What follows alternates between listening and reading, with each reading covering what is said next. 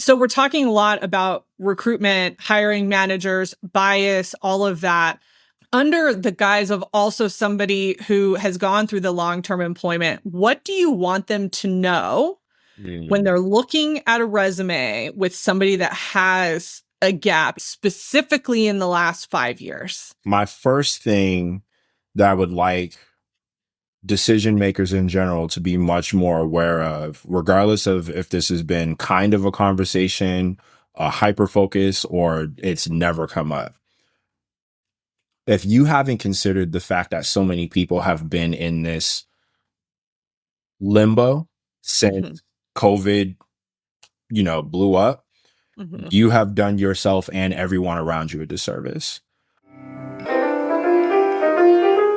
Welcome to Control Your Career, a podcast to help you conquer uncertainty, shatter imposter syndrome, and rise above the expectations imposed by others. My name is Julia Toothacre, and I am the career coach and strategist at Ride the Tide Collective, my career development company, where I offer career coaching, courses, and I have a plethora of free content. I have been doing this work for well over a decade, and I want to help empower professionals like you find clarity, navigate your career with intention, and help you advance in your career in alignment with your unique personality, preferences, and values. This podcast is a great place to start your journey toward controlling your career. I'm bringing back the ever popular Recruiter's Perspective theme for season 11 with a new group of recruiters and talent acquisition professionals to help you understand the hiring process from their lens. We'll be digging into resume and interview tips, talking about how the ATS works, looking at the history of the job market, and we'll be tackling hot button topics in recruiting and hiring. This is going to be a season full of great advice, tips, and uncovering the truth about the hiring process from those who are on the front lines of hiring. Find this episode and more at ridethetidecollective.com and connect with me on LinkedIn, where I post career information and inspiration to help you control your career. Welcome, everyone. Look, this is going to be a different episode today. I know you've been with us through this season, and we've had on recruiters, predominantly people within the HR space. And my guest today is in the HR space. But we are just going to have a slightly different conversation than we've had in the past. And I am so excited to have Tank Rhodes on the podcast today. And let me Tank and I have been mutually connected on TikTok for at least a couple years. It's been a few years. A few years. And so it's one of those like interesting relationships where you're like, oh, I like your content. Like you start commenting, respond, and then, you follow the other person and your comment. Oh, I like that. We share each other's stuff. I mean, it's one of those like very organic online friendships that started. And then you posted something maybe a month ago that I was like, we need to talk about that. We need to talk about this. Yeah. And so that's what prompted this episode. And so this is going to be a little bit different. I'm going to have Tank talk about his background, where he comes from, and all of that, his professional background. But what has happened over the last couple of years is he's been in a long-term layoff. And I know that is something that a lot of people are going through right now. And so we're going to talk about that, and we're going to dig into it a little bit. And I'm so thankful that you have agreed to have this conversation, because I know that this is such a hard thing to voice. But I also know you've been voicing it over on TikTok a lot and trying to help people and, just be relatable around this topic. And so I'm happy that you're here to share that with my audience. But also because I'm all about learning and action and making sure that we are resourcing people, we're also going to have a conversation to really help HR professionals, hiring managers, sourcers, anybody that is really doing that type of work to understand how to view people that are in a long-term layoff and what that's like, and some of the experiences that you've had through this, which are completely out of pocket, let me tell you. And yeah, and part of the reason why I wanted to have you on here. So Tank, thank you so much for agreeing to this, because I know that honestly, this is a hard conversation for anybody to have. And I appreciate you so much taking the time. The honor and privilege is all mine. Like you said, we've been connected for a few years now. And again, it just kind of, we do the back and forth on the internet like most of us do. But I think it's very rare to have an encounter with someone outside of that and then like maintain that and like build it, because we both have a significant amount of people that we cater to every time we post something. So this is something that when you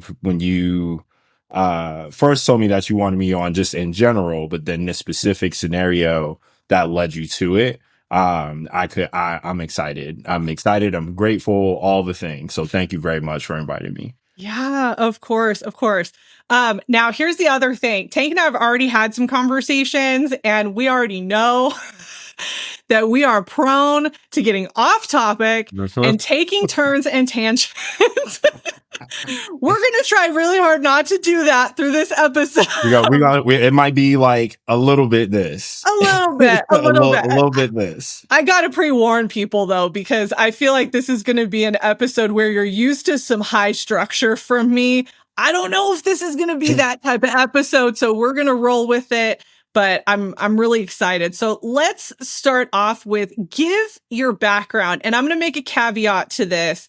I want your whole background. So not just the HR side, but I want what you did before HR as well, because honestly, I think it's very impressive. Yeah. So we'll go pre-HR. I worked in retail for about 15 years. So from the time you get your first job when you're legally allowed to, until 2018, fall of 2018. And I worked at a bunch of different places. I'm originally from Boston. I'm a Midwest transplant. And I worked my way up at a variety of places. My first management role, if y'all know PacSun, Pacific Sunwear, that was my first time someone allowed me to manage other adults. And we learned a lot, because I should not have been given that level of responsibility at the age that I was. But a really great leadership starting that off. And it was less about ops and more about people, just like how to engage with people. So that was a really great experience. That was 11 years almost of retail management. 2018, I said I was good. My last stop was a pretty well-known retailer, Tommy Bahama. Great clothes. We can work on the pricing, but the clothes is awesome. Not gonna lie to you. And I had got to a point where I was like, I think I'm good. I didn't really know what HR was, to be completely honest. I knew what it was as far as like a field or a team, but I didn't know the ins and outs, and had a little bit of a gap between employments, did some temp jobs here and there. And then an old retail manager of mine had hit me up about a recruiting opportunity. And I was like, well, I'm already working with recruiters trying to find a job. And she was like, no, like, do you want to be one? And I'm like, I don't know if I could do that. Turns out it's one of the easiest things I've ever done in my life. So made that transition, and it's been up and over ever since. And it's 7 years later, we're still doing the thing and making it happen. Nice. Okay.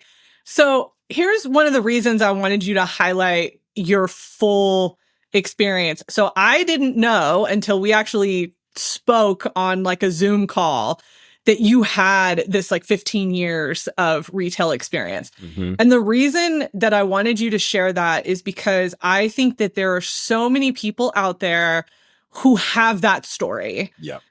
Who have been in retail or a service position for a long time. They got into management and stayed there probably longer than they wanted to, but didn't know how to get out or didn't know the way out. Yeah. And I feel like it's important for people to know you don't have to stay. And there's nothing wrong with that industry at all. There are some Right. wonderful opportunities there. But if that's not something that you want to do, or it's not conducive to the life that you want to live, you know, your lifestyle and all of that, you can make that transition. And I feel like one of the barriers there is people don't know how to articulate that experience Yep. well.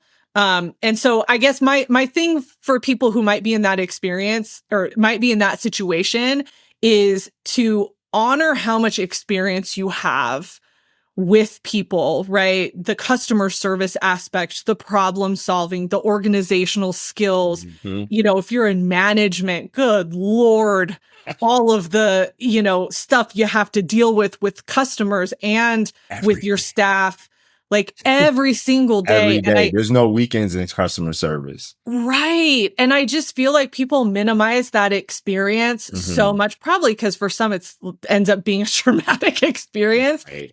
But really understand you're bringing a really strong skill set to the table when you're transitioning out of that. So that was some of why I wanted you to share that longer history, because I think that's helpful for people. Yeah, I think one of the things, and it's come up in conversation from time to time with a bunch of people in the space.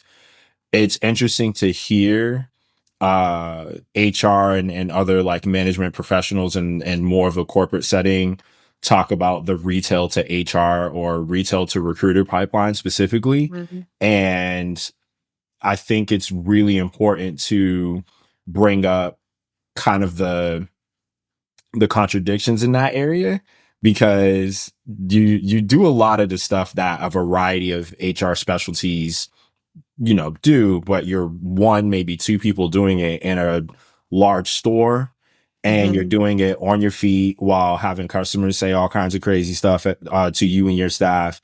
And you got to unload 400 boxes of shipment a day, and you still got to do a floor set. And that's before the store opens. So payroll, scheduling, all that stuff, all these different elements of, and you have to hire people, right? Turnover in retail is crazy. You're doing so many of these things while making sure you have the best shoes on you can, because you're doing it on your feet, sometimes 10, 12, 13 hours a day. Yeah. Yeah. All right. I want you to actually highlight your last full-time HR position for us that happened kind of right before the layoff. And I know you've been doing some different like project work and side things since then, but go back to that kind of full-time position. What were you doing and what did you love most about that work? Yeah. So I was what was called a people ops partner. And it was a little bit of a mix. It was at an international company based in Europe. And I was their one and only HR hire for a little bit when I first started there. And it was really an eye-opening opportunity to allow me to learn more about HR on a global scale, because that was experience I hadn't fully had yet. So it gave me the opportunity, and I'm an ops nerd. I love digging into the processes and why it works the way it does and all the nooks and crannies, because that is, to me, the actual foundation for everything else to take off. Yes, the engagement's important. Yes, the you know, TA is important. All of those things that require kind of a conversation or meetings and all that stuff. But if the gears can't turn, you know, if they're not well oiled, if they're not in the right place, you're missing a puzzle piece. That's my jam. That's my world. So it gave me the opportunity to learn about all these different things, from navigating international travel, if employees were changing, you know, offices from one country to another, or even just visits, the rules around that. And it was cool because I was in charge of HR for our offices in 3 different cities. And now I have to, you know, I'm Massachusetts native, so Massachusetts was easy for me. Illinois was not, and Florida was kind of easy, mostly because it's Florida. But they actually have some relatively solid things in place for their employees, surprisingly. But it was really cool to be able to travel around and meet a lot of these teams in person and be the HR person that a lot of people aren't used to, which is being visible. That is a huge deal for me. I have not had that experience in my own pre-HR career. And now that I, over time and I got to a point where I knew a little bit better, was able to do a little bit better.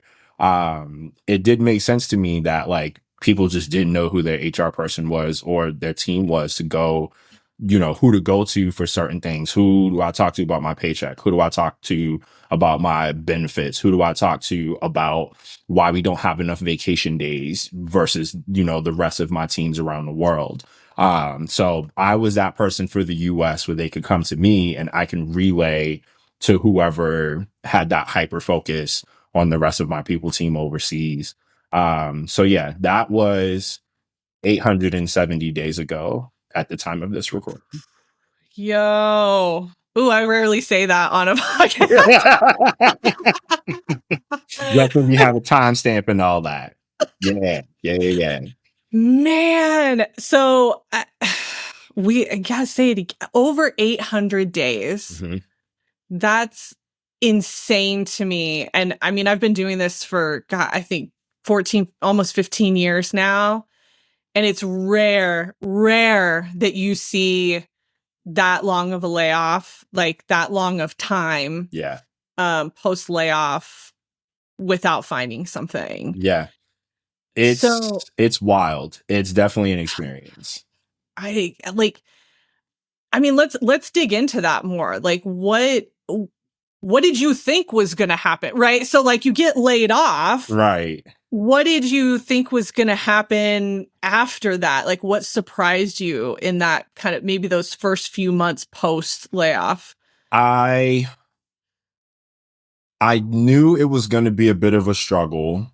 I didn't know it was going to be this version of a struggle because I was able to work through my network, and I found a friend of mine had come across one of my postings on LinkedIn, and was just like, I might know this person, and I had a contract for a couple months, but that didn't start until maybe about 2 months after I had been let go. Mm-hmm. And we were okay around that point. We were dealing with some a minor tragedy in my personal life. My cat died. And that happened 5 days after I had lost that job. So in the same week, it was that Tuesday and then that Friday. So a lot of stuff. Let's pause on that for a second, because I feel like somebody's going to listen to that and be like, seriously, your cat died? Yeah. Seriously. Yeah. That was my road dog. That was my little dude. Okay. So just so y'all love y'all pets, I'm a cat dad. That's how I go around here. Well, and this is okay. Here's our first tangent. This sounds like a crazy conversation, but I'm going to tell you, when we talk about the impact and things happening, back to back and all of that, having a layoff and then having somebody pass away, whether that is a person or a pet, that is so hard to deal with. Mm-hmm. Because you're dealing with the loss of people through the job. And now you're dealing with the loss of the animal that has been with you. Through all of it. Through everything. All of it. And yeah. I know somebody out there is judging us right now, but like, that's fine. But I get it. Like, I get it now. I'll be really honest with you. I was a judgy person like 15 years ago, but now we have an elderly dog, mm-hmm. and she almost died last year. It changed your perspective real fast. It changed everything. Our days are wrapped around her. Everything we do is on her schedule. And cats are pretty self-sufficient, right? You just change their litter box, make sure their food's not empty, and that they don't knock their water over because they think they're starving, right? Like that's like cats are there. They have a schedule, and you are on their time, not yours. So, you have that experience, and you do feel silly in the beginning, because you just, like you said, you have this loss of your teammates, right? You had this routine. I wake up, I feed my cat, I get on a train, I go to work, I leave work early so I can beat rush hour. And then I get home and I kick it with, my cat or friends or whatever. And you when you have something like that happen in the shortest time frame possible, your first thought is, you got to be kidding me. Like, Yeah. like that's not And just real. Who does that? the the loneliness, like the loneliness that ensues right after that. Anyway, Mhm. I had to point that out because I feel like there's somebody out there that's listening to this that has gone through this. And it's like, yeah, Yeah.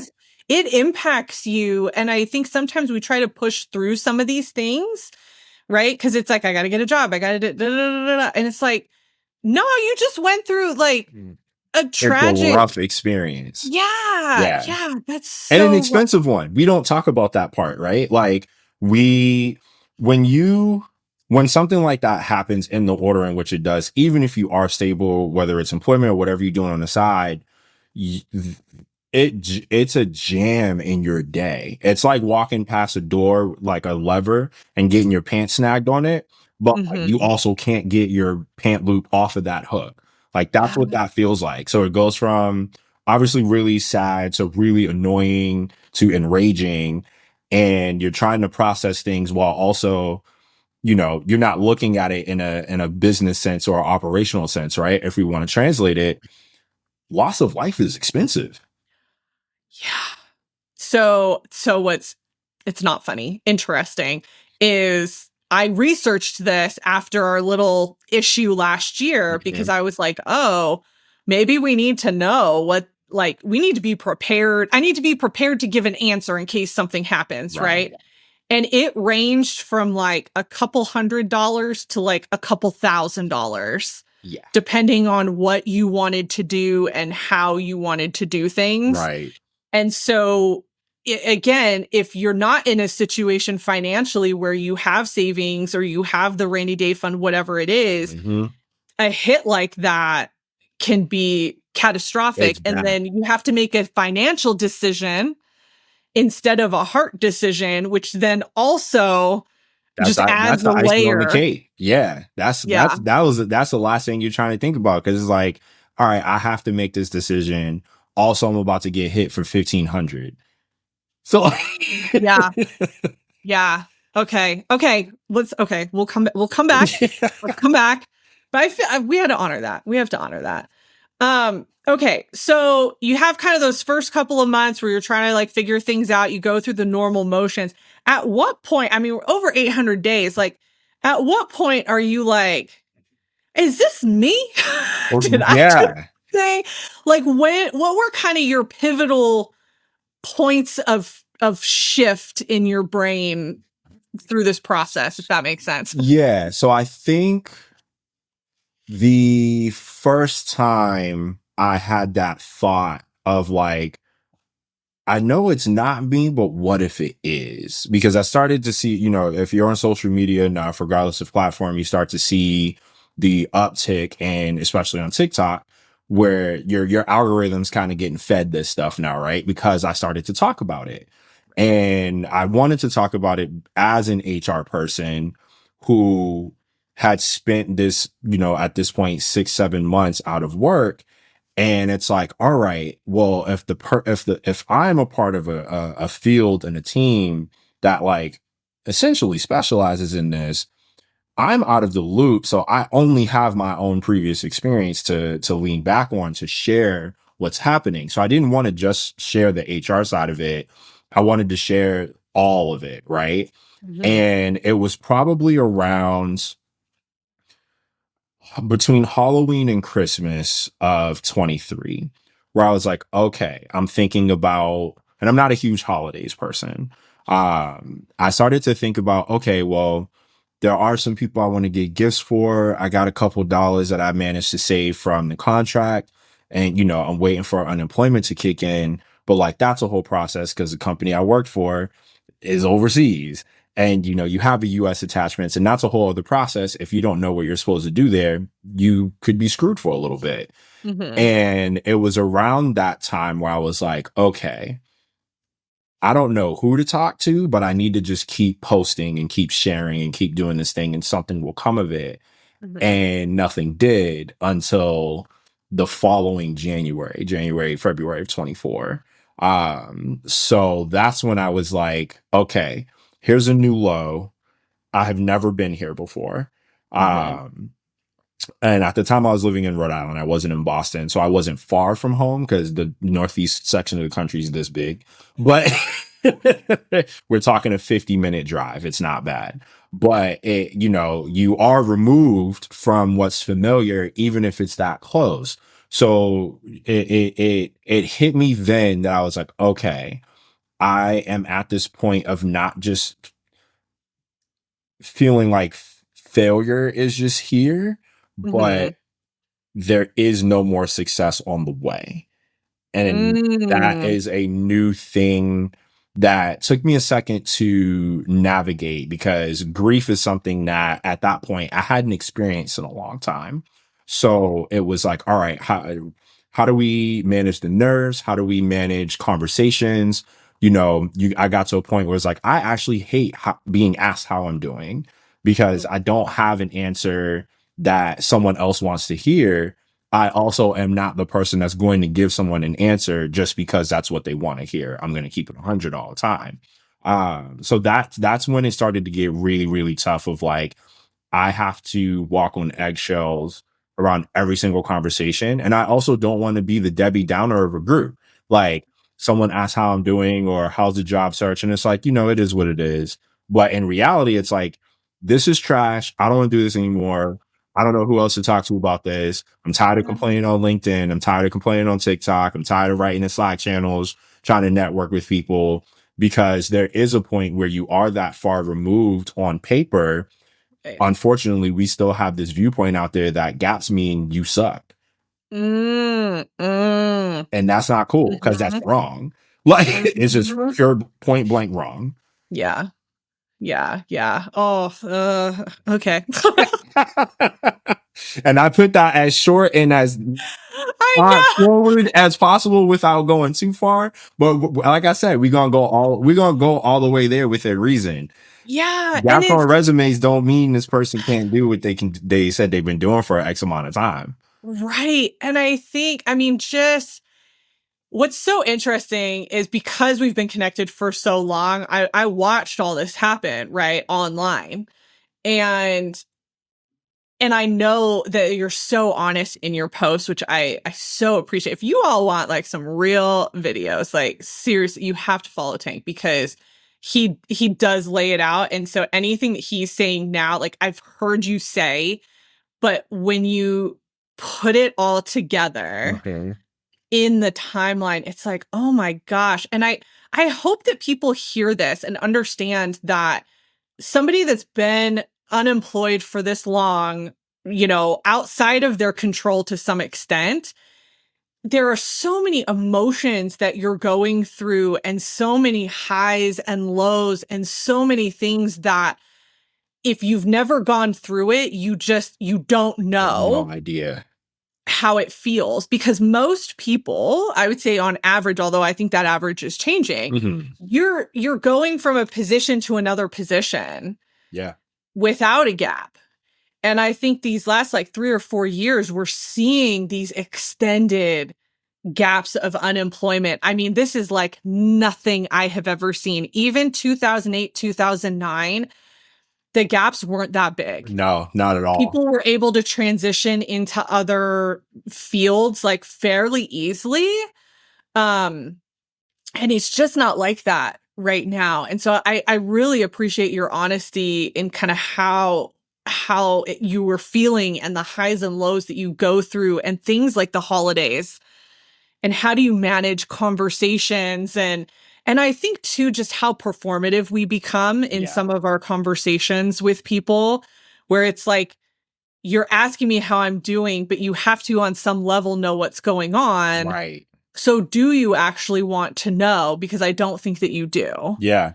I do this thing when I ask people how they're doing, and I started doing it in a work setting because again, both as a retail manager where you are moving at 100 miles an hour sometimes, and where, for me personally, in the spaces I've been in as an HR professional, it's a little bit slower pace, even at a really, really large company. And you still Mhm. have a lot of things kind of coming at you, but you have a little bit more leeway to prioritize what's what, right? And I started doing this in my retail life where I would see someone come in and, one of my teammates, and they're cool, but I could tell something's not like all the way there. Mm-hmm. And I'll ask them how they're doing, and they'll be like, oh, I'm cool. Like class was this today, whatever. And then I'll say, okay, cool. I'm going to ask you that question again. And then they're like, okay, well, this little thing happened. I'm like, look, you don't need to give me hyper specifics. And I think what happens here is when you share this information with other leaders in any capacity, when you share that line of thinking, the usual automatic response I'm used to getting, especially on TikTok, is, well, I'm not a therapist. Well, I didn't ask you to do that. I asked you to be human. Like, ain't nobody said be a therapist. No, I'm not a therapist. I'm the furthest thing from trained to have a conversation on that level. That doesn't mean I should be unavailable to that, because this is my team. I am responsible for them. I am responsible for their success. I view management as not just like, well, I'm the leader and, on the extremes, what I say go. And there are moments where that definitely has to happen, but it's not as much as a lot of us think. And a lot of us were raised to be in the corporate realm, right? You're the boss, make it happen. If you don't make it happen, you don't get to be here anymore. That's barbaric. For me, I consider myself teacher's pet. I am sitting at the front of the class and I'm absorbing information from my higher up. So when things come down to me and I had to relay this information to my team, they're like, well, why is it like this? Can we advocate for certain things? It's like, you tell me what you need. I'm gonna go holler at this person over here or this team over here and let me do that part, because that is my actual responsibility. Right. Right. Oh my gosh. Yeah. I think, God, if you're a people manager, I hope you heard that. I hope you heard that, because I think so many people try to draw the lines in the sand of professional relationships, which I get that. For You don't want to sure. be manipulated. Right. You don't want something to be used against you. I get that. But at the same time, when you have something that impacts your workday from outside, you don't have to give the specifics, but you can at least say, you know what? It hasn't been a good day. Yeah. Or I had a hard night last night. I don't want to go into the specifics, but just know that I'm struggling today. And if I'm not keeping it real with you, it is both unethical and unprofessional of me to ask for that in return. Yeah. That's just Yeah. how I operate. Agreed. Agreed. Okay, I'd love for you to share, you know, obviously you've had interviews, you've been applying and all of that. Have there been moments where you have felt close to landing a role, and what happened there? There have been two in the last couple years where I was like, oh, this is locked. Like, I got this. Mm. And then I got news of the opposite. There's one very recently, within the last month, and the other one was actually last year. It was my second contract. I landed at the beginning of 2024. And it was supposed to go from contract to perm, and that never happened. So technically I was already working there. There was the offer Okay. to extend, and then they gutted the entire people team except one person. Oh my So gosh. yeah, so now I'm back in this place of like, dog, I was right there. Right. Like, I'm already here. Y'all got all my information. Just, I don't even have to be the person to click it in the HRIS. Just someone go click the button. It's one Right. button. That's actually why you brought me under this contract. So I could fix that button. Like, Well, okay, and hold on. I want to clarify something, because I feel like people might be like, "Well, he had a contract. You have been like unemployed full time." right.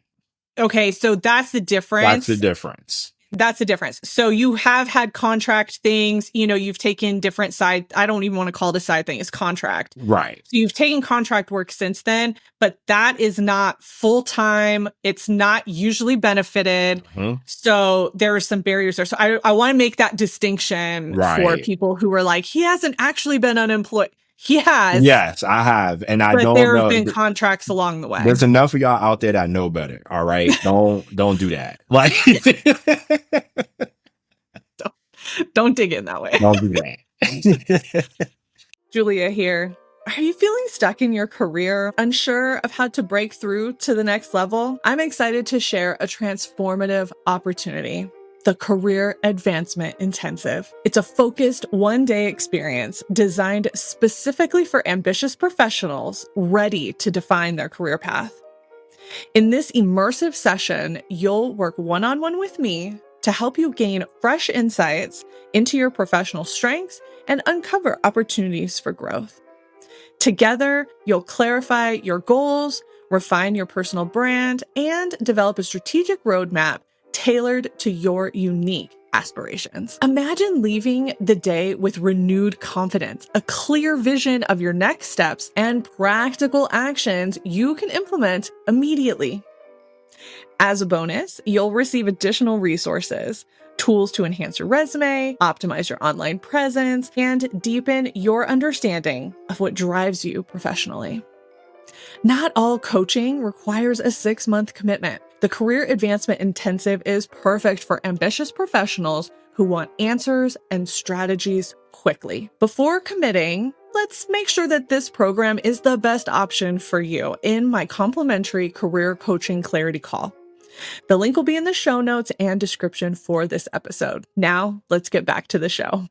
Okay, what about the one from like a month ago? This was the one, right? This was the one. Okay. This was the one I think that you shared about.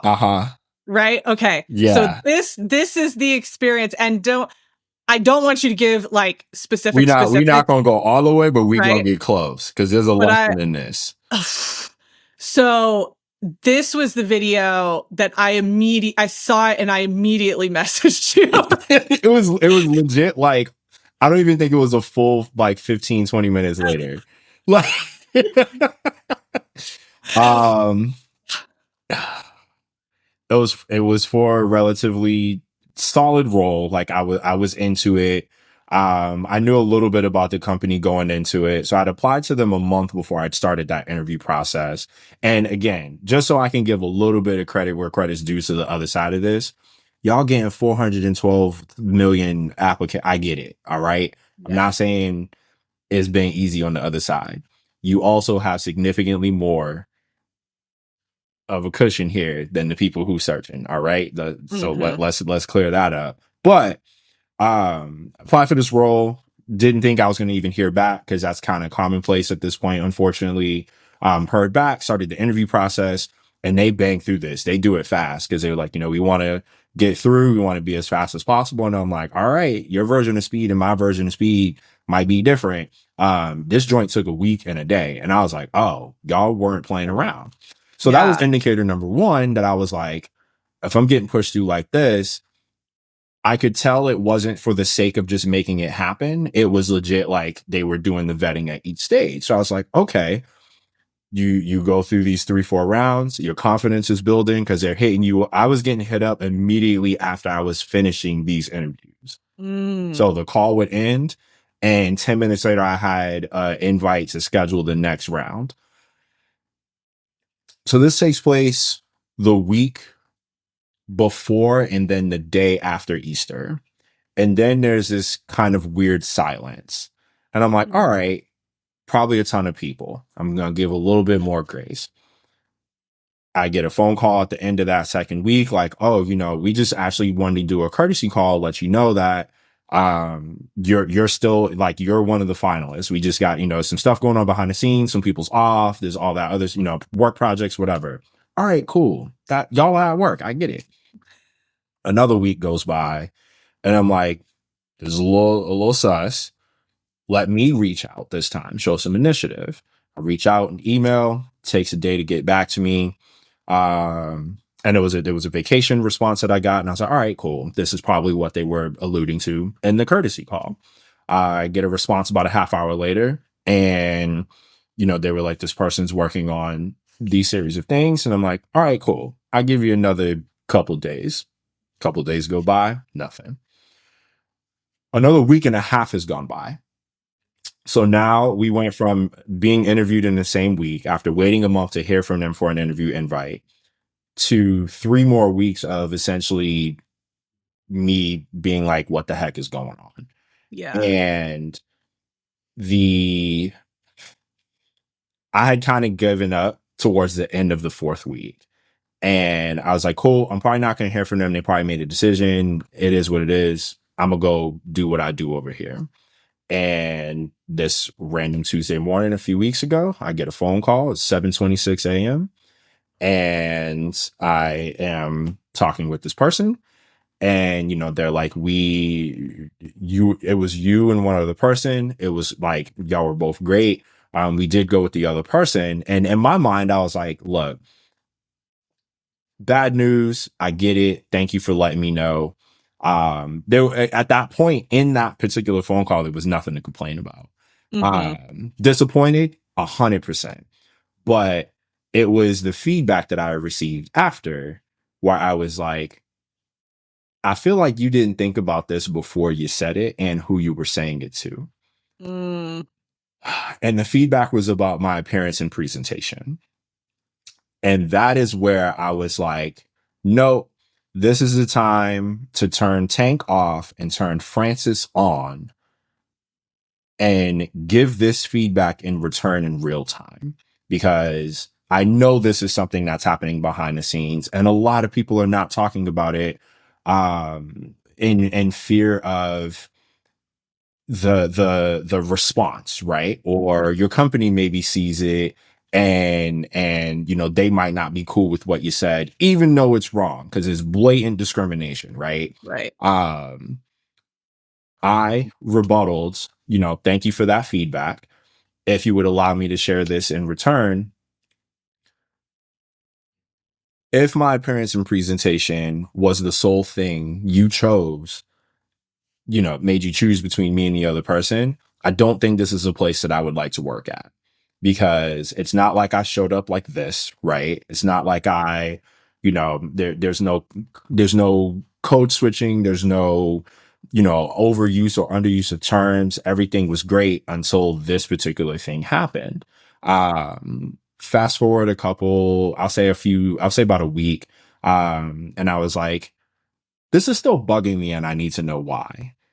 And I went and I did some digging and I discovered what I discovered. And I was like, cool. So now we're having a different conversation around not just discrimination, but lack of honesty, lack of transparency, a blatant disregard for all of the nuances and sharing feedback with someone like that looks like me. And I say this a lot. I am a double minority in the human resources field. I'm a Black person and I'm a male. Yeah. I've had one male manager my entire time I've been doing this so far, and it's been 7 years. And I'm not saying, shout out to the ladies, right? Ain't nothing wrong with y'all at all.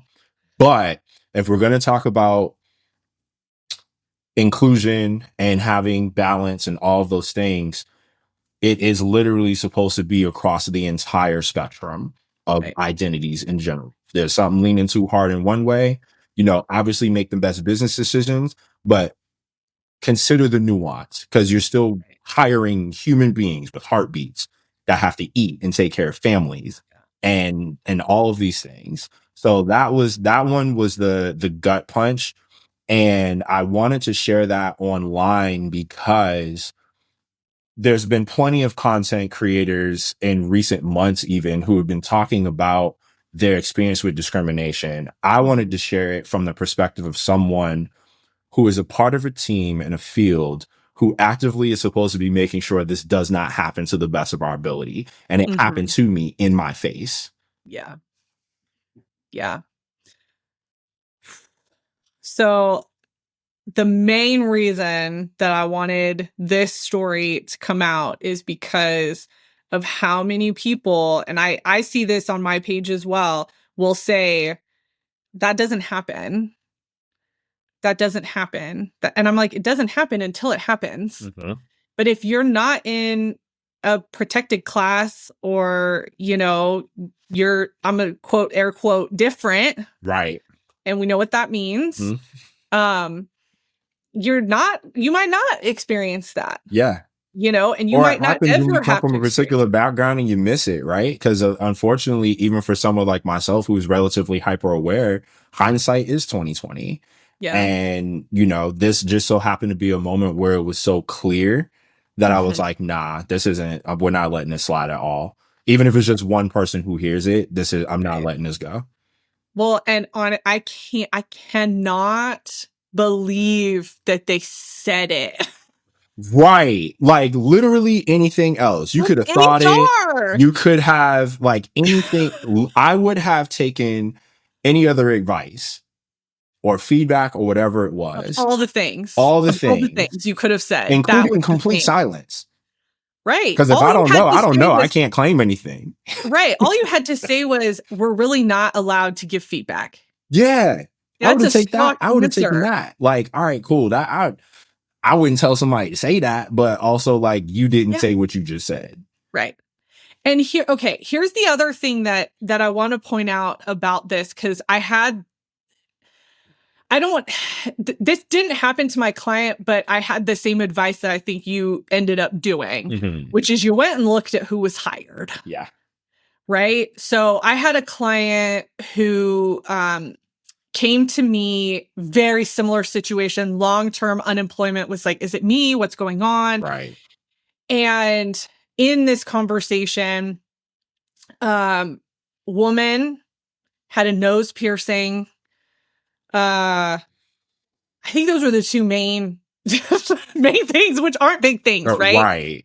Are not big things. But the field that she was in and what she was applying for, I was like, I don't know if it's you. Right. I feel like it could be the companies that you're applying for. And so because she had been on a lot of interviews and all that. And so I told her, I said, go look at who was hired. Yeah. Because you need to see what they were looking for. And I'm like, there are certain things you can't change about yourself. Right. But if there is something, like I said to her, I said, look, like the nose ring, I don't know. Maybe that's something you can change. I don't know. For some people, it's a dress, whatever. But I can't change that she's a woman. Right. I can't change that you're a man. I can't change that you're black. Right. And it's dumb. And, it's funny. As I pull on these, I had an experience at a previous employer where this was a hindsight was 2020 situation, because I had to really sit back and think about what had happened. And I told this story to someone else before it clicked, where I was like, oh, like that was kind of weird that even came up. I have had these forever. It is. Do you have plugs in? I can't even see them. Exactly. Okay. So it's primarily hidden by this. We keep a beard because I need to look like an adult. I assure you, I don't look like an adult without one. And we were having a conversation, and it was interesting because it came from a black guy like me, but he was in finance, and he was like, "Hey, like," and we were having a great conversation. It was cool, and he's like, "Yeah, like." Where you're coming from and where you are now and stuff like that, like no one looks at your earrings or anything. And I was like, that's a very specific thing to notice on this very large head of mine, these two relatively small objects that, like, if I am not turned completely like this, you're not going to see that. But again, I think there was kind of a balance there of like, okay, I'm a little concerned at the way you were kind of brought up and the stuff that you have to cover, because it's one of the reasons why I don't code switch. I don't believe in being something I'm not. And I know that has cost me plenty of opportunities. And I'm okay with that, because there's a difference between, I can deal with the stresses of work, but I will not allow myself to also pretend to be something I'm not and add to that stress. Right. Being myself is way more fun, regardless of the kind of like that. All these covers and all that stuff, I'm not doing that, nor do I encourage it for a bunch of reasons. I get why certain people do. Absolutely. I'm black. I get it. But the other side of that conversation I had with him was like, okay, here's a guy who came up, in the way that I am coming up in the corporate world, where these things are hyper focused on by people who don't have to worry about that. Right. Right. And I kind of let it go because I understood the two worlds that collided Mhm. here. Mhm. And I was like, all right, so this isn't the first time it's happened to me openly, more or less. This situation with this round of interviews was the first time someone found it wise to relay that feedback. Right.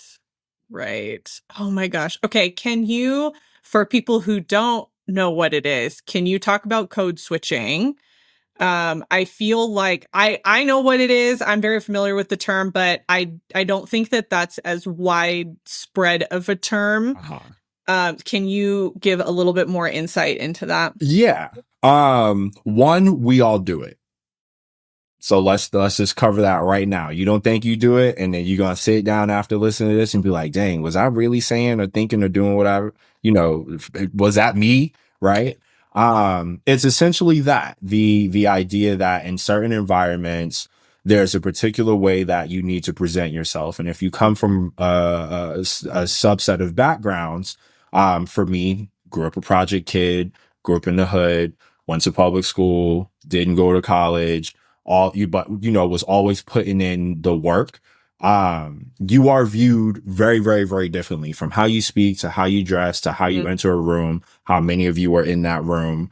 All of those little things, and especially again, I can only speak from the Black perspective.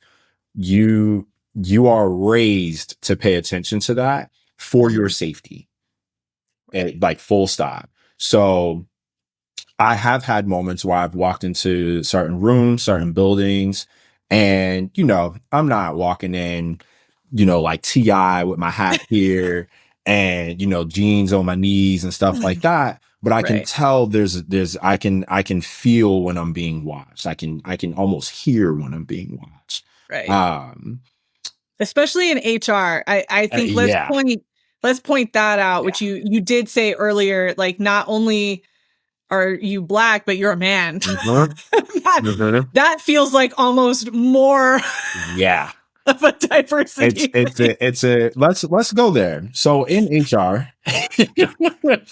a few years ago, after the events that took place with George Floyd, the conversation around DEI and inclusion and the hyper awareness and the breaking down of people's biases and all that stuff became a hyper focus. And at Mhm. one point in that window of time that we were all trapped in the house, I started to see these conversations around, okay, but if we're going to consider DEI a function in our organizations, who's responsible for it? Is it a business function or is it an HR function? And I went a step further. And when I say a step further, I mean I went to the fundamentals of it first because that's just what I believe is the best thing to do for most things. Mhm. And it's okay, well, what I'm hearing is you don't believe HR to be a business function. Mm. That terrifies me greatly because there's already a POV that people have of HR professionals due to their own personal experiences. And I will never discount or negate those experiences. Y'all can go through all my content. You will never hear me disagree with the idea that HR is not your friend. I do Right. have my own thoughts. Right. Having that experience myself and knowing that there's still this way that I'm being looked at because I'm not using all of the terminology when I'm explaining a particular process or bit of engagement, whatever it is. HR cannot be responsible for something like that because HR is one of the least inclusive fields in corporate America. If you look at representation and identities and human resources So across true. all levels that you can find, most of them look like you, Julia. Like Yeah. the majority, it's like more than Add about 10 or 15 years too. And yeah. yeah. Like Yeah. and I'm going to point this out too. The one subset that has continued to decline year over year in terms of representation in HR is Black women. Mhm. So there is no universe available at this point in time, whether when that conversation slash argument started, so right now, where HR can be responsible for that because we got our own issues over here. We got a lot. There's a lot to clean up. And I'm gonna say it because y'all might not say it, but I'm not scared of none of y'all, so I'm saying it. It's a mess. It's a mess. Yeah. Yeah. Well, and even to add to that, in the spaces that I've been in, what's even worse is the people that end up leading the HR areas are white men. Mm-hmm. So there's another And I'm like, conversation where'd we you had come there now, from? right?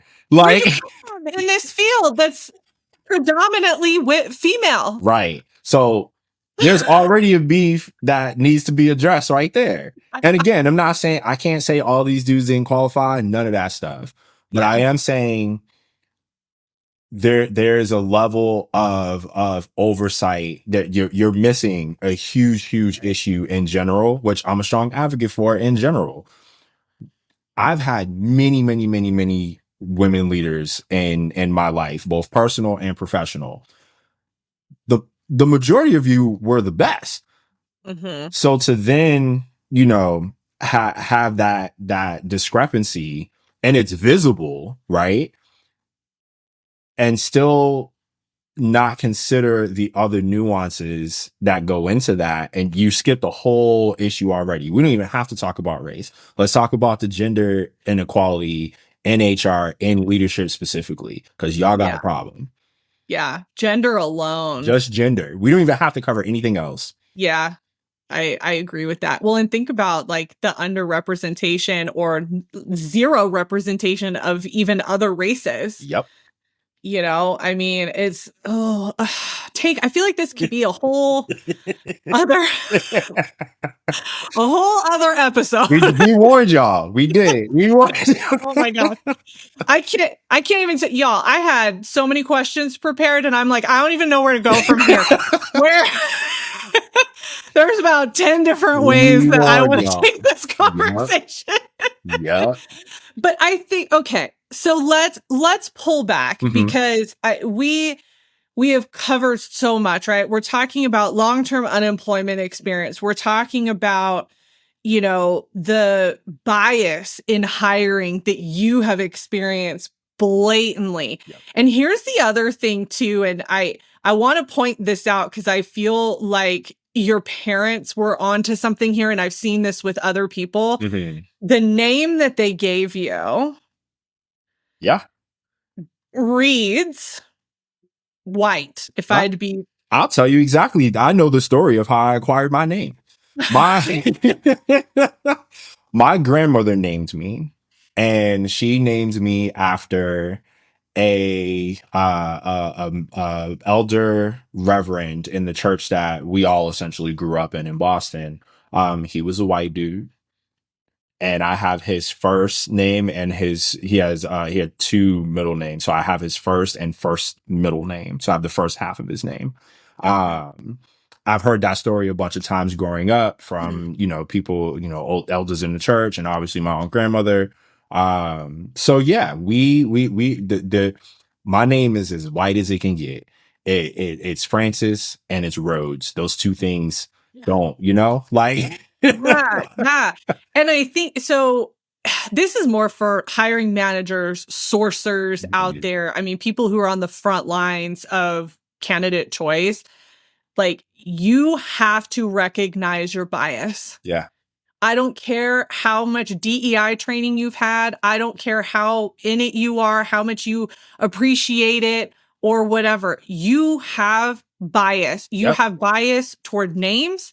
You have bias toward locations. Yes. You have bias toward education, whether you have it or you don't. Or how you acquired it, if you have it. Right. And there's so much of this bias that comes into the hiring process that I really want recruiters to hear. And I know it's like intellectually, I know you understand it. Right. Because you talk about it and you share and you're for I get it. The problem is in practice and in what you're evaluating on the resume, which is the only snapshot that you have. That's all you get. Do you realize that your brain is making assumptions every time you read something? Right. And how aware are you of those assumptions? And then you turn it over to a hiring manager who probably has even less training and really doesn't care and is looking for something really specific. No hate to hiring managers. I also get it, but we have to talk about the spectrum here, right? There are some hiring managers who are like, I don't care. Do they have the experience? Right. There are other hiring managers that are like, well, if they're not from a top 20 school, then I don't even want to look at them. And I had that experience when I first started recruiting, and I had to call the manager out and my account manager out on it. And I took myself off of that project. I was like, we're not doing that. Yeah. I actually won't. I refuse, because that's not cool. Right. And that's some of the behind the scenes that, you don't hear about on the recruiting side that I hear about because I talk to recruiters all the time. They're not going to share that in an interview, right? Because it goes against the company and it goes against people that are working. You're never going to hear that. But it happens all the time. The recruiters are fighting for people and the hiring managers want some arbitrary unicorn scenario. And the reality is they are more often going to hire somebody that looks like them than not. And looks like you in any capacity, right? Yeah. Like, it's not just physical identity. The experience you've had, the people you've networked with, the school you went to, where you're from, like all of those things. Personality. All of those things play a role in that decision making. Right. And you are going to more often than not lean a particular way, not checking it, or, even when it happens by accident, because it does. That's what subconscious bias is, right? Exactly. It's going to happen. I have a bunch of them. But I think the people who experience it more often tend to have a tendency to work towards being aware of it, even if they don't know how to fully explain it. And I think the biggest, and I've been talking about this a lot, just like offline, I think the biggest issue we have right now, especially since so many things around this specific initiative are being pulled back on every level, is that the reason that this is happening in the way it is because when so many people told you that you needed to be intentional about it, and you had a fear of loss of control, because if you're wrong about your approach, then you risk, whatever kind of negative kickback, right? I am perfectly fine with people not knowing something is or isn't a thing if you just didn't have that knowledge before. But once you have that information, you are wholly responsible for everything that you do with it. Right. It's fine not knowing stuff until it's not. We have the internet, and the internet is real good. Okay. You can literally, everybody's using AI for everything. Can you use that even if it's half wrong sometimes? Like, use it as a starting point. If you're going to put AI in everything, use it for education. Like, well, and no, I don't want to go on that tangent. No, okay. we're not gonna go there. Okay. Here's the deal. We're approaching an hour, and I was trying to keep this under an hour, and we're not. We're going to go over an hour. Because there are other things that I want to make sure that we talk about so that this episode really can holistically stand together. And I don't want to shortchange some of these topics. So we're talking a lot about recruitment, hiring managers, bias, all of that. Under the guise of also somebody who has gone through the long-term employment, what do you want them to know when they're looking at a resume with somebody that has a gap, even if there are contract positions on there and all of that, but you can tell that there is a significant gap in unemployment, specifically in the last 5 years? Yeah. What do you want them to know? My first thing that I would like decision makers in general to be much more aware of, regardless of if this has been kind of a conversation, a hyper focus, or it's never come up. If you haven't considered the fact that so many people have been in this limbo since COVID, blew up, you have done yourself and everyone around you a disservice. I think that as far as, especially, you know, pulling data and all of the things, we try to speed run solutions, and it's led to this kind of second round of despair for a lot of people. And that's not to say your organization is not going through that or your team's not going through that. You have your own versions of it, but you have way more insurances than people who are on the receiving end of these decisions. Right. Again, no one's asking you to be a therapist. What I am asking you to do is be a human, right? As I said before, gaps doesn't mean that someone got let go because they sucked. It doesn't mean that they are incapable and aren't working hard behind the scenes. Because I think one thing that happens, and I've actually had this conversation in interviews in the last couple of years, where it's like, okay, well, what have you been doing the whole time? Literally trying to survive. But I can't give that answer because that's not a professional answer. I'm trying to live. I'm trying to make sure I can pay bills. I'm trying to make sure I can eat. I'm trying to make sure my housing's cool. I'm trying to make sure, you know, if you're someone who has kids or if you're someone who has disabilities, you try to make sure all those things are on point, and you're doing them all at the same time while also spending a full workday applying for jobs, right? Right. That's several full-time jobs happening at once. So not only do I think that question at this particular point in time is inhumane, it is absolutely unprofessional. I understand the curiosity, but this isn't tea time. This is an interview, right? So I think the next point I would make is there are a lot of us who don't interview well. And again, that's not to say we aren't good at the jobs that we're applying for or what we did in the past, but you have to consider, since we're going to be data focused, right? The number of people who are unemployed and the unaccounted for who have been unemployed, right? And the gaps in which they might even be getting responses, even if they're rejections, let alone getting a response in general. You get someone for an interview, they're doing everything in their power to try and control their nerves. They want to make sure they say and do the right things. They want to make sure they show up well and represent themselves well. That's really hard if you haven't interviewed while also being unemployed for months, right? Because people are not getting interviews, you know, every few weeks. In this 800 some odd day window, I've been on 9. That's not a lot. Everyone's like, oh, you know, like you got through these processes. And like, that's not bad. No, that's horrible, actually. Just full stop. That's bad. If we're going to use data and think about it and apply it, right? There are so many people who are showing up in interview processes, even if they feel like they got it and they're as prepared as possible, there's little nerves as possible. They're not going to be able to readily relay an answer that you want to hear. But if it's an answer and it's a proper answer, it needs to be taken into consideration in your debriefs, in your own self-reflection, when you're leaving feedback, all of those things.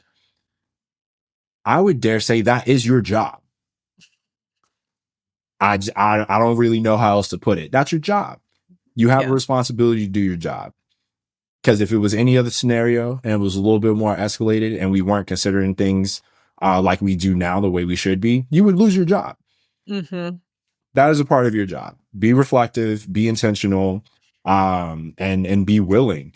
And you know, you're gonna have people that you obviously have to reject, and it needs to be kept to a business sense. If you're talking about what somebody showed up to in a meeting, I had an interview one time where I was, you know, the interviewer, and someone was walking around in the background, and I don't think his roommate knew he was in an interview, and I'll leave that conversation there. But if it's not anything extreme, no one's being, you know, disrespectful, inappropriate, anything like that. If it's not a business reason, then I need you to think about what you're hiring for and why you're hiring this way. Yeah.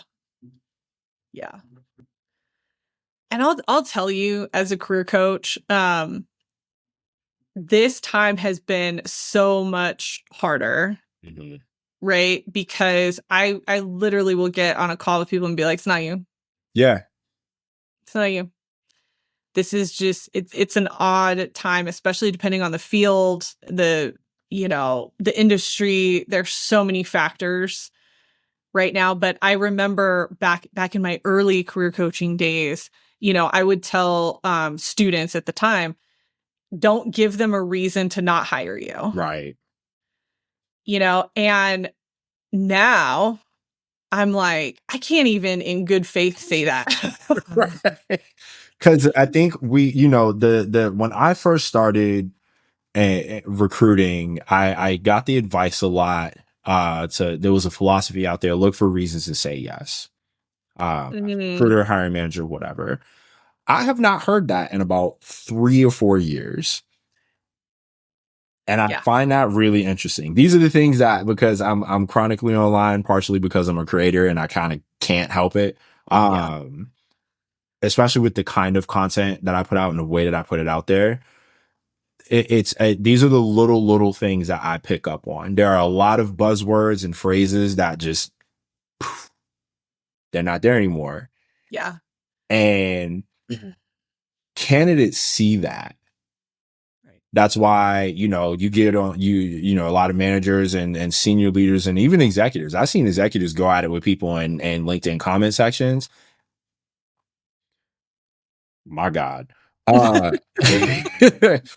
The very strict, like, the if you're looking for a job, either you hit up the hiring manager or the recruiter to try and get an extra step in the process, or give yourself a extra life. And then there's the other side of that. It's like, don't DM me at all. I find it unprofessional, this, that, and the third. If I get to you, I get to you. Yeah. And it's like, okay, I can respect the fact that this is your personal page and LinkedIn is still a social media website. It is a social media website with a purpose. Right. I'm going to respect your DMs for sure. But there was a status I saw a couple months ago where someone was saying, if someone posts about a job, don't just say in the comments, like, I'm interested, even if you've applied. And I'm like, okay, what do you want me to write, a dissertation? Right. Because I'm not doing that either. Because you can't say don't do all these things, or you should be doing these things. And then when people honor that, candidates honor that, you are behind the scenes and you're playing a completely different role. Like you don't get, that's not cool. Like, that's not cool at all. So it's really interesting to see the change in behaviors, and specifically the phrases that just kind of went up in the air over the last few years, and all these different changes in philosophies, because hiring managers are overwhelmed. Decision makers are overwhelmed. Recruiters are overwhelmed. When you hear someone talking about hiring is broken, and then you come at them like, well, you don't actually know how this works, why don't you teach them? That just makes sense to me. Like, they only have, there's only 2 things they can control in the entire process: applying for the job and waiting for you to hit them up. Right. I'll be honest, that's a lot of why I did this season at this time. Because I was like, and here's the irony to all of this. I don't lead with resume. I don't lead with job. I'm a career coach, but I don't lead with those things. That's not, I don't enjoy doing that as a career coach. I like working with people on who are you? What are you doing in this world? Where do you want to go next? Career management type things, managing your supervisor, whatever. That's more the stuff I like to do. So I don't lead with that a lot. Right. But I will tell you, again, also being chronically online and creator and all of that, I was like, man, people don't understand how this works. Yeah. And you've got Gen Z coming up. They don't know nothing. They don't know anything about the hiring process. And they're getting bad advice from their peers. Yes. Terrible advice. And then we also have like rogue career, quote unquote, career coaches out there who are also giving terrible advice because they're not actually career coaches that don't know what they're talking about. Yeah. And so they're scamming. Sorry. Yeah. They're scamming people. And it's so bad. You guys, it's so bad. And so when I was trying to figure out what I wanted to do for this next season, I was like, I gotta have the recruiters back, because we have to talk about what's going on. Yeah. And we have to talk about the process, and we have to talk about, what are you looking for? What is going on with hiring managers? The reality is right now we're in an employer market. Yeah. And so for those who don't understand, that means that employers have all the choices. And that means they take things away, they minimize pay, they take away everything because they know that they can fill it. Right. They can fill the role with somebody. When we saw a candidate market, it was right after COVID, about 21. We saw a huge uptick, and we went into a candidate market where companies were paying through the nose for people. And you mentioned it earlier. There was like a reset, right? Because people were investing too much into the companies, and then now they're pulling back and they're redoing everything. That's what we've been seeing the last few years. It will shift back. It ebbs and flows. That's what people have to understand about the employment market, is it ebbs and flows. It goes from employer to candidate, back and forth. I think now with social media, all of this becomes heightened.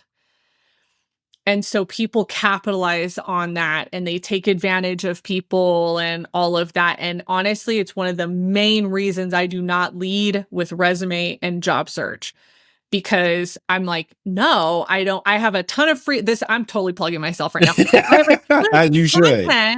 Like that. I'm like, use the free content. I have all these freebies. I have the podcast. Like, I have a season on the podcast on my website that's Career Foundations, where I literally walk you through foundational career concepts. I did all of that intentionally because I was like, I'm not going to be that person that takes advantage of people. I will not do that. Do it. And I cannot do that. What I find interesting and we had this conversation a couple of weeks ago. It was actually really funny. Like the who our content and how we curate our content and like who it's catered for. And while there are visible differences in approach, the goal is still the same. And that's what a perfect world to live in, right? Where it's like neither one of us are ever crossing the line. And my goal when I first started TikTok specifically, because the chaos was a little bit before TikTok, and then someone convinced me to make an account, and I was like, I'm never doing that. And oh my God, I was wrong. Because it's been 4 years. The goal was to highlight just my experience as a cisgendered Black male growing in a completely new field to me. The things that I thought it was, what I got wrong, the things that I have been doing and was wrong or is cool or could be looked at differently from this very specific lens. And very, very, very, very, very early on, my first video that went viral was me asking people what was the most insane thing they'd been asked in an interview. Whoa. The wildest thing I got asked was my age, which again, I wasn't in HR yet. So I didn't know that was illegal. Right. And, I made the career transition and I started learning all the things, did the little certs, all the courses, talking to 900 people just to make sure I know what I'm doing and if I even belong over here. That was something I look back on. I'm like, dang, that was wild, actually. But that video, the number of women specifically, and that was when my follower base grew. And I was like, oh, I'm missing a large conversation here. And it's not because I'm avoiding it. It's because I genuinely don't know. And that was the whole point. So I was like, cool, I need to change this from just like asking questions and trying to, seeing how much traction I can get to just addressing the issues and teaching people stuff and not using the 400 million words of jargon and acronyms to just explain what should be easily explained to a lot of people. I call myself an HR translator. Like, this is actually how your benefits work. I'm leaving out as many acronyms as possible. And if you want to know what they are, I'll tell you. This is how you deal with reasonable accommodations, whether you're a manager or HR person or the person asking. This is these are things you can talk about in an interview, or how to deal with rejection, or here's how this process in general works. We've done a terrible job as a field telling people how this stuff works as a business function. You know how everything else works at your company. You know how product engineering, sales, marketing, you have a very, elementary understanding at worst, right? Of what these teams do and how they do it at your company. Why do we not know what HR does? And why do we think it's this all encompassing thing? Yeah. We have a responsibility there to be like, hey, look, we understand our world is about confidentiality, but like there's things we absolutely can talk about and we overcorrected hardcore. Right. Right. Yeah.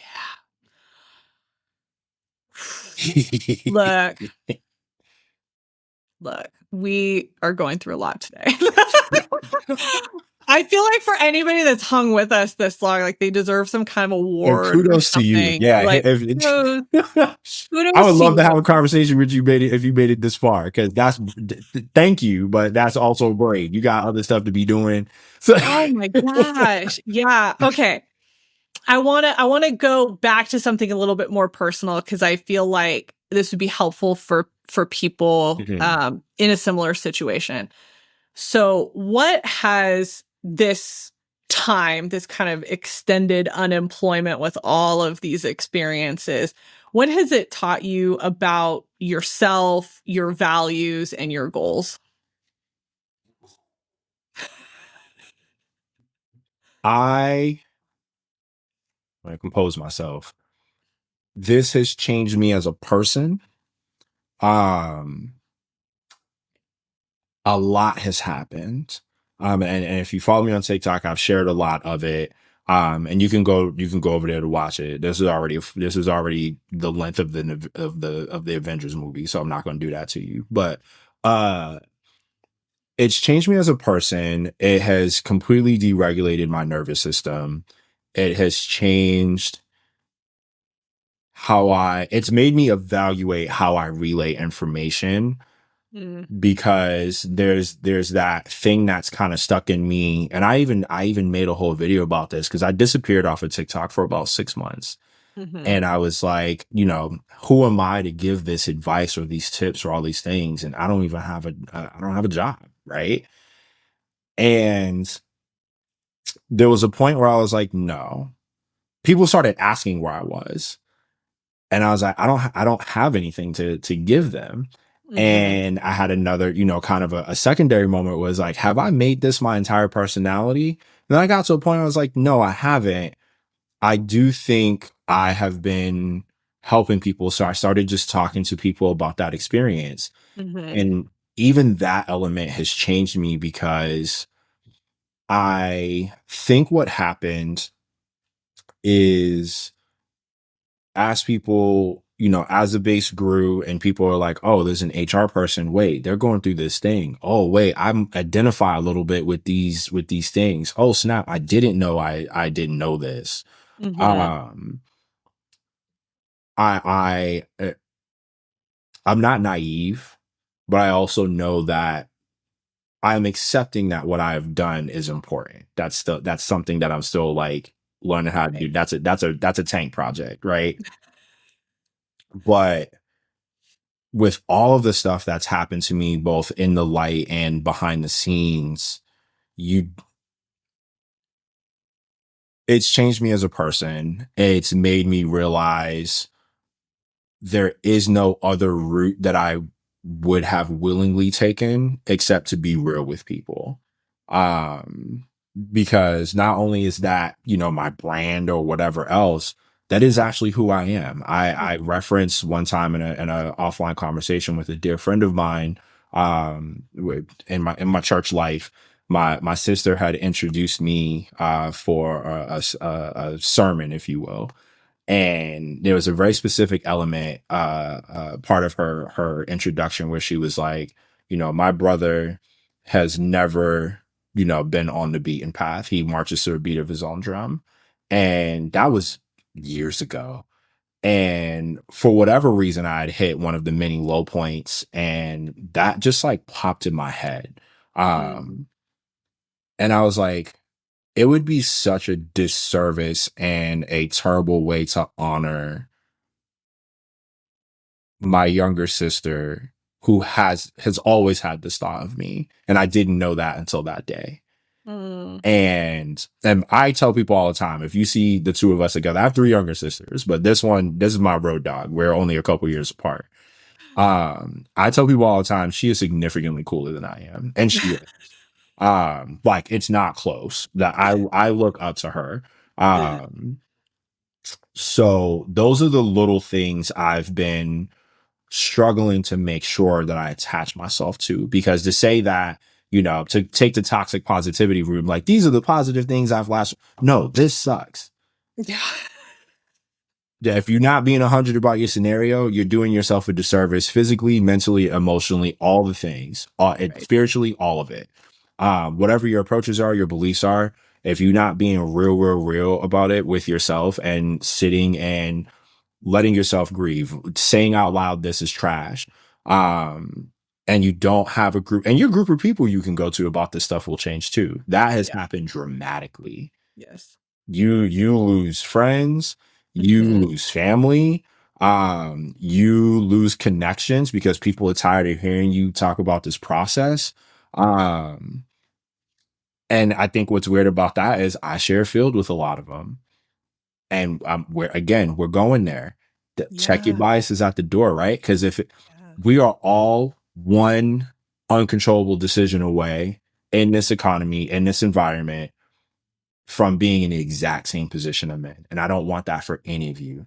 The more of us that keep it 100 and just share and build community, it might not get solved faster, but it will get easier. Yeah. And I've had to restructure everything. And that's an impossible task when you do it by yourself. And for some of us, you're gonna have to. Yeah. I mean, I was unfortunately one of those people. And I realized, like, okay, the more real I be about the mess will kind of weed itself out. And there's no time frame on that. And you are gonna hate it. But I can't stop. Yeah. I can't stop. You can't stop. Yeah. And you got to find people, and you got to find people who are going to understand that and hear that, and they actually want to be with you in that process. But if you are on the receiving end of that, you need to be open, because that is a lot of emotion. That's a lot of thought process. It's a lot of information. And we are all going through something, but again, like I shared earlier on, my philosophy around, like, how are you doing? And then how are you doing? Yeah. That's real. That's necessary. That's mandatory. That is your job. Yeah. Not just as a working professional, but as a so-called friend. You owe that. That's a real friend. Even if you can't do anything about it. Yeah. You gotta lock in. Right. But here's the thing, and I mean, I'm going to speak to everybody on this. Like, if you have somebody in your life, in your sphere that's going through this, like, yes, there are actions they need to take. They have to own that. I hear that. For Some people sure. will and some people won't, right? But if they are and they're sharing with you, like, ask good questions. Ask what they need. Right. Who do they want to be connected to? What would be helpful? Because can you help connect them? Yeah. And I'll be honest, I think it was right after you and I talked the first time, and I said to you, I am shocked with your following and your network that you've been unemployed this long. And you made a video on TikTok referencing that conversation. Yeah. And how so many people talk about helping and then they don't actually follow through with it. And right after that, I was like, "Nah." And even, and this is my work, this is what Right. this is what I do. But in the back of my head, I was like, do I have people? And I actually still have a couple of people I need to connect you with. But that's the thing, right? Like, I needed to understand more. Right. What is the situation? What are you looking for? What is going on? And so I think there are so many people who are unwilling to dig deep enough to share that. Yeah. And it's like, if you can't articulate that to the people in your life, they can't help you. Yeah. And I'd go a step further, right? That has become a really hard thing to articulate, because whenever you said something in the start of that where it's like, and sharing what, these people know what they need to be doing. I know what I need to be doing. They're already doing that, right? Like, they know what they need to do. their everyday life is still happening and the world is still Mhm. happening around them. So there's a way to receive that as a person, you know, who is in that struggle for sure. But there's also on the other side of it, there's a way to relay that information. And I think what's important to highlight here is, you know, the connections is good. All the operational stuff, I call it, is really good. And I Mhm. think it's important to know as not just a network connection, but like as a friend, there are things that you can do that aren't specifically those things. That's how you improve your network, right? Sometimes it's just like, yo, I need to send this real long text real quick or put it in an email or something because I'm about to crash out. And Mhm. like, this is where I'm at. This is what just happened. Or this is my mindset. Am I tripping or am I looking at this right? And I just need a new perspective, right? Right. That. It doesn't always have to be like, well, I know this person and I know this person. Cause there's a point where that becomes a little bit like, all right, well, you got all these people. What's going on? Like, ain't none of them taking me up. Like, Right. so like there's a balance to be found, Mhm. and that requires intent. So for those of you that are in a position of, you know, you can hook people up with other people. I do it all the time. Someone, you know, I need help with like this particular thing, and I'm like, that's not my expertise, but I know 3 people on TikTok who make this content. Go for that Mhm. video, right? Like Yeah. Yeah. there's ways you can do that, and it's still considered engagement. And I think we have this very messy view of what networking is. Mm. Networking is building a community. It's not just like I slid somebody my contact info and, you know, I linked them with this person and then just let them do what they do. I'm following up with you who I linked this person to. Hey, did you hit them back yet? Because they just hit me back and they haven't heard from you, so it was good, right? Right. You have to dig into all of those things, and if it's not something along those lines, then like, yeah, just be there for that person, Mhm. and you know, obviously take care of yourself. Make sure you're charged up first, and you can handle that because again, we're humans and we got our own stuff going on. But you know, don't vanish. Don't you know? Everyone has a limit, but you would be surprised the number of times where I have, you know, had encounters like that. And there were people that I were consistently talking to, and we're talking, you know, every few weeks or so. And Mhm. then I ain't hear from them no more. And I see them online. I see them doing their thing, and I see what, you know, again, it's hard to judge because everyone has stuff going on. But we went from this to this. Right. That's a little wild. Right. Right. Yeah. Oh my gosh. Okay. Okay, I'm calling it. I'm calling it. I had like 4 more questions and I feel like that was like a good. There's a lot that we just jammed in there. So Oh my gosh. Okay. Where can people connect with you? And I know that you've been offering some things, but I want you to share that if you're still doing that. yeah. So give people kind of the here's where I'm at and here's what I'm doing. Yeah. So as far as social media goes, it's TikTok and LinkedIn. LinkedIn, you can do Tank Rhodes or you can do Francis Rhodes. Ain't but one face on LinkedIn. Got that name attached to it. You will find me. Um, On TikTok, it's HR's Agent of Chaos. All one word, all lowercase. It's plugged wherever you find me, so that's easy. I have been kind of doing my own things on the side. One a couple of offerings. One, I have, you know, little consults for companies that may want to, you know, bring me on for some fractional work. But two things that I have going. One of which is my primary focus, and you know, as someone who does this yourself, there's a whole realm of people who need assistance who can't afford said assistance. So I have what's called a pay what you can, and you get the same level of approach. You know, you need help with interview, you have a HR question, you have anything of the sort where you're like, I don't really know what direction to take this. Especially if you're unemployed and you're in a position where you don't have support in other places. Mhm. Um, it could be $5. It could be anything above that.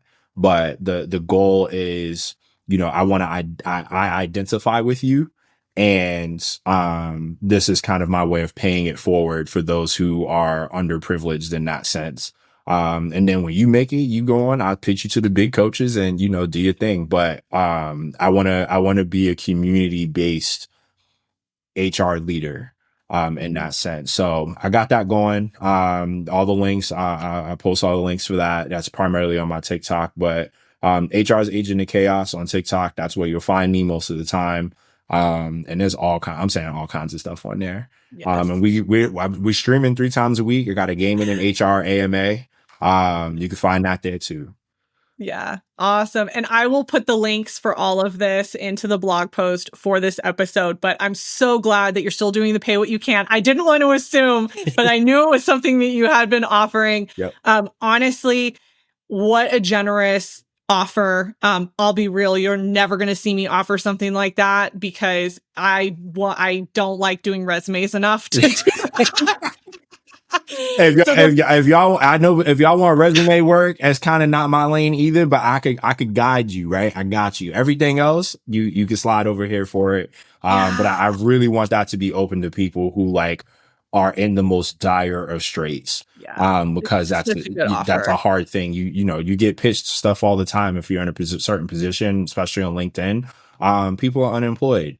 They don't got $500, $600, $1,000 to give you. Yeah. For something that's not a guarantee. There's no guarantees here, except I'm going to give you the same level of service regardless of the money you got.